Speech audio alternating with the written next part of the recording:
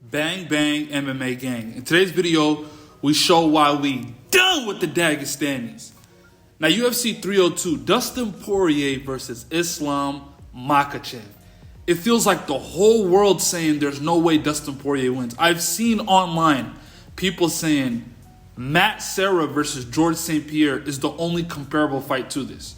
Now, I love Matt Serra. Matt Serra was the first American black belt under Renzo Gracie, but in what world does the guy that have the third most KOs in UFC history, the fourth most finishes in the history of the company, not have a chance against a crotch-sniffing, nut-hugging, want to sniff what type of soap you used in Islam Makhachev? In what world does he not have a chance? It feels like it was just last fight where MMA guru. I think Benoit beats the fuck out of Poirier in round 1, beats the fuck out of him in round 2, and finishes him on the ground in round 2 as well. With ground and pound TKO while Poirier's covering up. I think Poirier retires in the co-main event of a massive card. I think Benoit Saint Denis is going to beat him. Lucas Tracy. Benoit Saint Denis is going to knock out Dustin Poirier in the second round. And like 98% of fans were all picking that French commie in Benoit Saint Denis. But once Dustin flatlined him and sent him back to the Special Forces, I'm hearing like underground that he applied for the Special Forces again. He's back in the Special Forces and he's contemplating if he wants to come back to the UFC.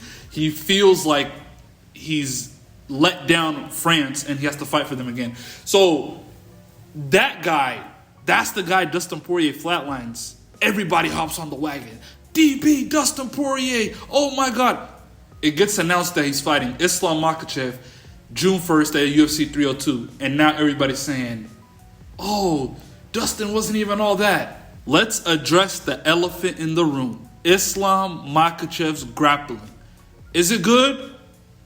Is it great? Sure. But the nerve of y'all saying it's Khabib level is absolutely, like Stephen A would say, blasphemous. This is how y'all boy was holding on for dear life. Now, look at the guy he's holding on to. It is a 4'9" mixture of an adult and a toddler. Had y'all boy gasping for dear life. Volkanovski, even though I'm a Max Holloway guy, I gotta give the guy credit, bro. Volkanovski gave us the blueprint. Now, if Khabib Nurmagomedov had your back, had you in a body triangle, it is good night Irene. It is as close to 100% finish as it gets. Khabib had Justin Gaethje in an armbar. He switched it to a mounted triangle, then switched it to a normal triangle, went back on his back, just so he didn't break Justin Gaethje's arm in front of his parents. Now that's the guy you guys are comparing to Islam Makhachev. The difference is Islam holds on for dear life. Now, let's not forget Volkanovski, who is notoriously, when I say notorious, it is notoriously, I'm just trying to look for another word that's like notorious. I am shooting blanks. But he is notoriously known for having pillow hands knock down Islam Makhachev. Now, if he can do that, what would Dustin Poirier do? Now, let's address the other elephant in the room, Dustin Poirier's grappling. Even though Dustin Poirier has never gotten a guillotine, most people forget he has great Jiu Jitsu. Now, when you look at fans, I would say more than 50% of UFC fans now came during the pandemic. So they don't know early on. All they know of Dustin Poirier is he got submitted by Charles Oliveira, who's the greatest submission artist and the most opportunistic submission artist in the history of the company. And Khabib Nurmagomedov, who's debatably, you could make a debate, is the best grappler in the history of the company. But early on, Dustin Poirier was known as Mr. Darce. He was darcing people left and right. People don't know about the guy's jiu-jitsu. Just because you didn't do your homework, don't push your trash, uneducated narratives on the masses of the UFC. People forget that he almost pulled off a Peruvian necktie versus Akira Corsani. Like, When we look at Peruvian necktie, how many times is it even attempted? It's been completed twice in all of MMA. 2 times. I think it was 1 in MMA and 1 in Bellator. Like, that's the type of stuff we're talking about. People forget his armbar, his omoplata attempts versus Dan.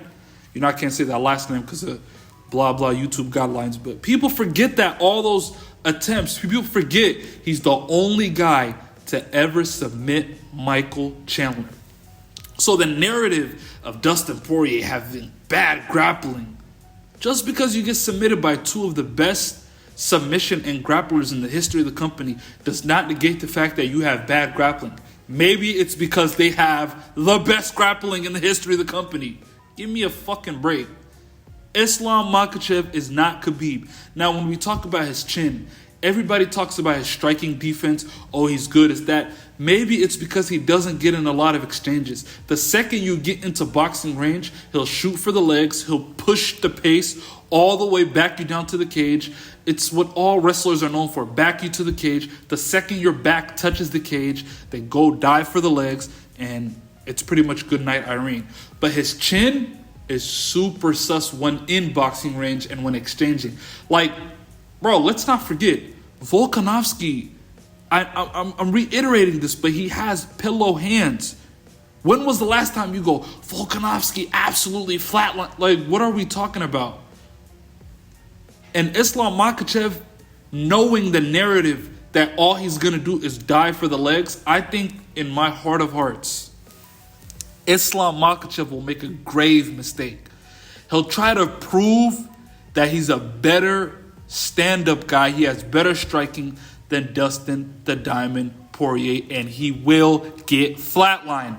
Now, in all reality, if he doesn't do that, we all know how the story ends.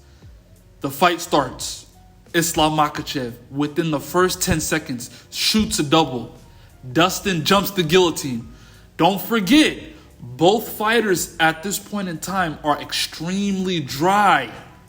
Dustin cinches up the guillotine and finally gets the guillotine. Dustin Poirier jumps the guillotine and finishes Islam Makhachev. And we got a new champion and new undisputed UFC lightweight champion of the world, Dustin the Diamond Poirier.